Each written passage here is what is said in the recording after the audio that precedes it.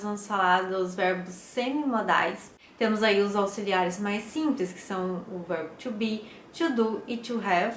Mas temos uma categoria específica de verbos auxiliares. Os verbos modais, eles não variam independente da pessoa do discurso. Então a gente fala I can, you can, she can, they can, you could, I could, they could, you may, I may, they may, I might, you might, they might, e por aí vai com todos esses modais. Não muda independente de ser I, you, they, singular, plural, vai ser sempre a mesma forma, tá?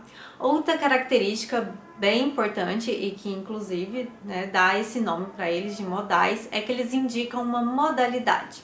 Conforme a gente viu no vídeo passado, se a gente usa um ou outro desses modais, vai dar mais um senso de obrigação ou menos senso de obrigação, mais probabilidade ou menos, mais certeza ou menos, mais formalidade ou menos, dependendo do contexto. É o contexto que vai indicar qual que modalidade que se trata, se é de probabilidade de algo acontecer, se é de incerteza quanto ao futuro, se é pedido, se é questão de formalidade apenas, tá? É o contexto que irá dizer, certo? Outra coisa bem importante, já introduzindo o assunto dos semimodais, é que a gente comentou no vídeo passado que o ought to é visto por alguns estudiosos como um verbo semimodal. Isso porque o ought to contém a partícula to e é uma exceção à regra, porque os modais e mesmo os auxiliares em geral, incluindo os auxiliares simples, não possuem essa partícula, tá? Mas muitos estudiosos, inclusive eu, considera que o ought to é modal sim, porque essa questão da partícula, ela é muito pequena, no máximo a gente tem que fazer uma adaptação ali na pergunta e na negativa, tá? Apenas isso, de resto atua como modal normal. E o que seriam então os semimodais? Os semimodais são there e need. Mas por que eles são semimodais? Bom, eles são modais porque quando eles atuam como modais, eles são modais mesmo. Não muda independente da pessoa do discurso, they, he, she, it, por aí vai. Não contém a partícula to quando está atuando como modal. Eles auxiliam outro verbo, porque o modal, antes de tudo, é um auxiliar, então eles auxiliam. E eles indicam uma modalidade específica, bem específica no caso. There é atrever-se, ter coragem, need é precisar, necessitar, então tá indicando uma questão específica ali. E por que são semi? Eles são semi, não são modais de verdade, porque eles atuam como modais em situações específicas, que é em interrogativas e negativas de presente simples, tá? Apenas nessas situações. E ainda assim, nessas situações, o uso deles é completamente opcional. Então, numa frase que você está usando ele como modal, você pode simplesmente converter essa frase para usar ele como um verbo comum, tendo como auxiliar do ou does. Tá, mas vamos começar então com o need, precisar, necessitar. Essa frase aqui, I need to buy a new dress. O need aqui está como verbo normal, porque é uma afirmativa. Na afirmativa, eles não atuam como modais, reforçando aqui. E no caso do need, é importante ter atenção de que a construção tem que ser tipo essa aí, need, a partícula to e um verbo, tá? Porque quando passar para a interrogativa ou negativa e quiser usar o need como modal, ele vai estar auxiliando esse outro verbo aí, tá? Porque o modal, antes de tudo, é um auxiliar, então tem que ter outro verbo aí na construção para o need auxiliar, simplesmente assim. E eu tô falando isso por quê? Porque o need, ele também é muito usado como verbo transitivo, como por exemplo em construções tipo I need a new dress, tá? Aqui o need ele é um verbo transitivo, e o address é um objeto direto. E aqui nessa construção, nem que eu passe para interrogativa ou negativa, não vai dar para usar o need como modal, porque não tem outro verbo ali para ele auxiliar, simples assim. Voltando aqui, tem que ser construções tipo essa aí, need, partícula to e um outro verbo, tá? Essa aí tem I need to buy a new dress, check. Então, se eu quiser usar na interrogativa, essa frase aí, o need vai poder ser sim modal. Como é que ficaria? Need you buy a new dress? Então, temos aí o need em primeiro, sendo auxiliar, beleza? No caso, auxiliar modal.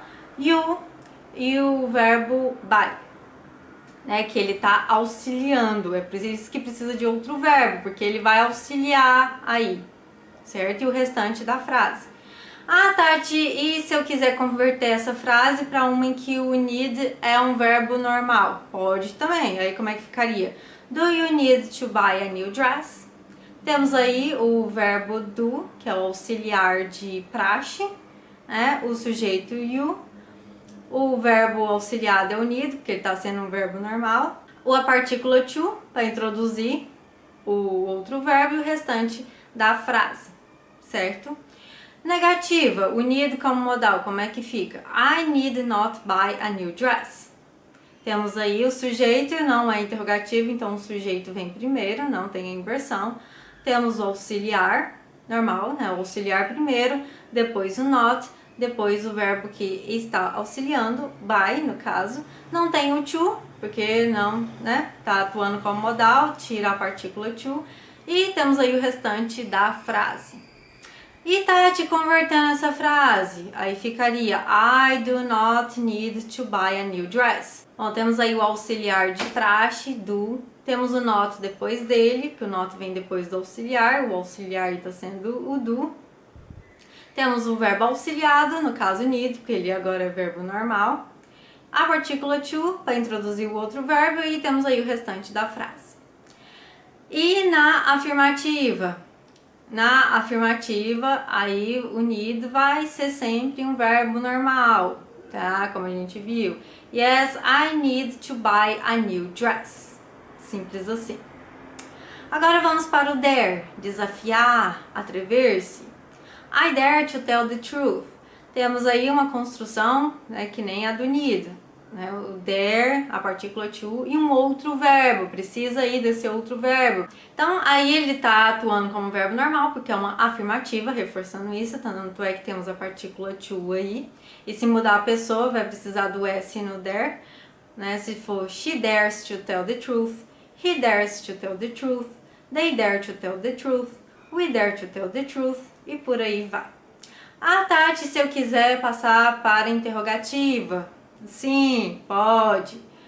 Ficaria como? Dare you tell the truth? Dare she tell the truth? Dare he tell the truth?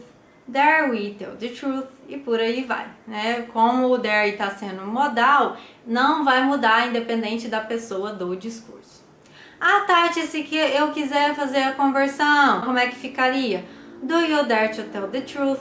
Does she dare to tell the truth? Does he dare to tell the truth?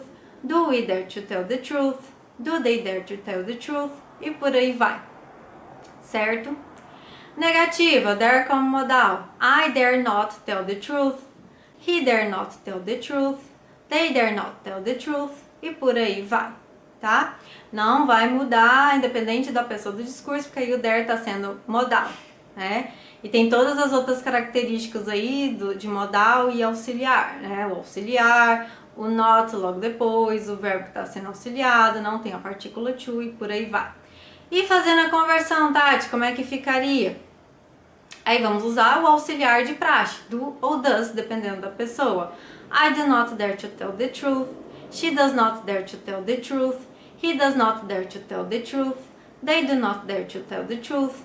We do not dare to tell the truth. E por aí vai. Temos aí o auxiliar de praxe, do ou does. Vai depender aí da pessoa. E também a partícula to.